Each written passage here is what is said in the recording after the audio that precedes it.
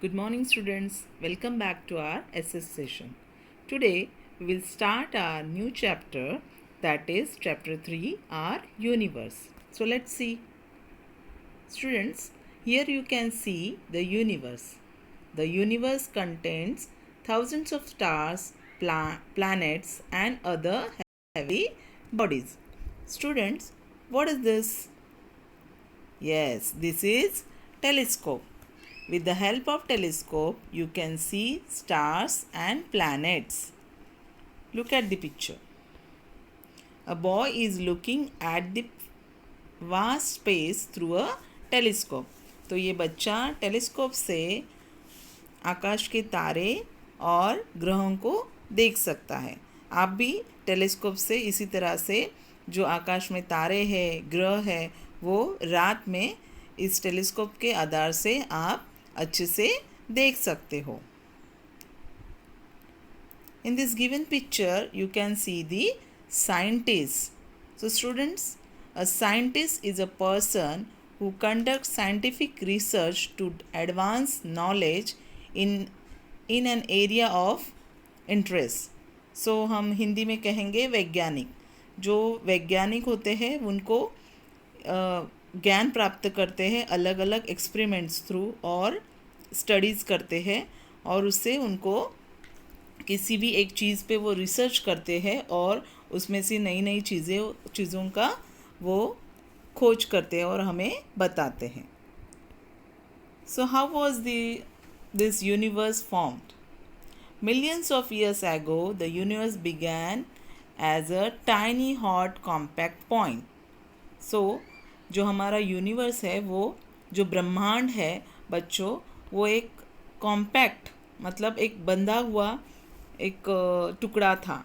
और many scientists believe that millions of years ago there was a big explosion और a bang known as big bang. मतलब एक बड़ा सा धमाका हुआ, बड़ा सा विस्फोट हुआ. उससे क्या हुआ, जो हमारा यूनिवर्स है बिगैन टू एक्सपांड मतलब बड़ा विस्तार में वो स्प्रेड हो गया. आप इस पिक्चर में देख सकते हो कि किस तरह से, जैसे हम दिवाली में फटाके जलाते हैं और वो फट जाता है फटाका, तो क्या हो जाता है, बहुत सारी जो अंदर चीज़ें होती है वो इधर उधर बिखर जाती. उसी तरह से ब्रह्मांड में, हमारे यूनिवर्स में इस तरह से क्या हुआ बच्चों, एक स्फोट हुआ. और उस स्फोट से ऐसा माना जाता है कि बड़ा मतलब एक महाविस्फोट कहेंगे हम लोग, वो हुआ. उसके कारण जो भी यूनिवर्स में जो चीज़ें थी वो सब जगह बिखर गई.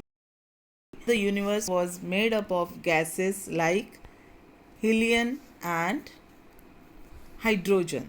तो आपने देखा कि जो ये यूनिवर्स हमारा जो बना हुआ है वो अलग अलग गैसेस से बना है. उसमें दो प्रकार के गैसेस होते हैं, एक हाइड्रोजन और एक है हीलियम. सो आप इस पिक्चर में देख रहे हैं कि किस तरह से ये स्फोट हुआ और उसमें से सारे जो गैसेस है वो स्प्रेड हो गए. Gradually as the gases expanded they began to cool down as well. तो ये जो गैसेस यूनिवर्स में, ब्रह्मांड में फैले गए, वो धीरे धीरे क्या हो गए बच्चों, उनको वो कूल डाउन हो गए, वो ठंडे हो गए. It took many years for this gases and dust to come together and form galaxies, stars, planets, and more. The matter that spread out after the Big Bang slowly took shape into everything that is there in the universe. तो आपने देखा कि किस तरह से ये जो gases निकले वो धीरे धीरे ठंडे हुए और ठंडे होने के बाद उन्होंने अलग अलग शेप लिए और वो शेप्स को ही हम अलग अलग नाम से पहचानते हैं. उसको कहते हैं galaxies, stars, planets and more.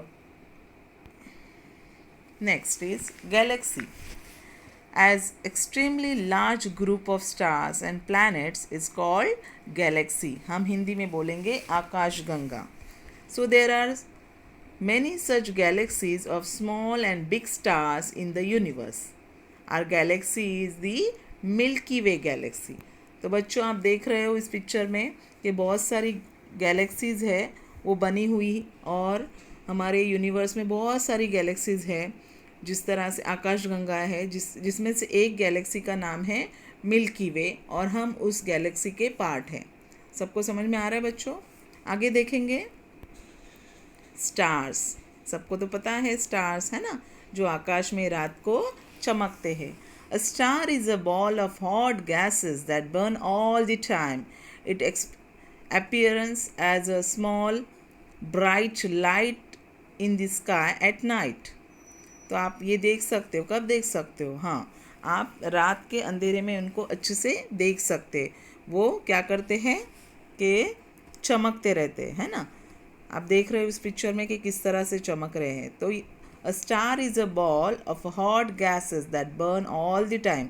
ये एक स्टार मतलब क्या होता है? एक बॉल, एक हॉट बॉल बोला गया है उसको, जिसमें बहुत सारे जिसमें गैसेस होते हैं और वो कंटिन्यूस बर्न होता रहता है। ऐसे नहीं सुबह हो गए तो भी वो ऐसे ब्लिंकिंग करते ही रहते, पर हमें वो नहीं दिखाई देते बिकॉज ऑफ कि सन की जो सनलाइट है उसके वजह से ये स्टार्स हमें दिखाई नहीं देते, बट वो उधर ही होते हैं और अपना काम, वो चमकने का काम करते ही रहते हैं। If you look up at the sky at night, you will find thousands of stars twinkling down at you. आपने देखा होगा कि रात के अंधेरे में जब आप उनको देखते तो अच्छी तरह से हमें बहुत सारे स्टार्स दिखाई देते हैं, हम काउंट भी नहीं कर सकते हैं, है ना। Many stars are very large in size. They appear small as they are so far away from us. तो बच्चों, बहुत सारे स्टार्स होते हैं, वो बड़ी साइज़ में होते हैं, पर हमें नीचे से हम जब देखते हैं, पृथ्वी से हम उनको देखते हैं आकाश की तरफ, तब हमें वो बहुत ही छोटे दिखते हैं बिकॉज वो हमसे बहुत दूर है, इस कारण वो हमें छोटे दिखते हैं। पर अगर हम उनके ओरिजिनल साइज़ देखने जाएंगे तो वो बहुत बड़ी साइज़ होती है। तो I hope you understood this topic very well. Thank you.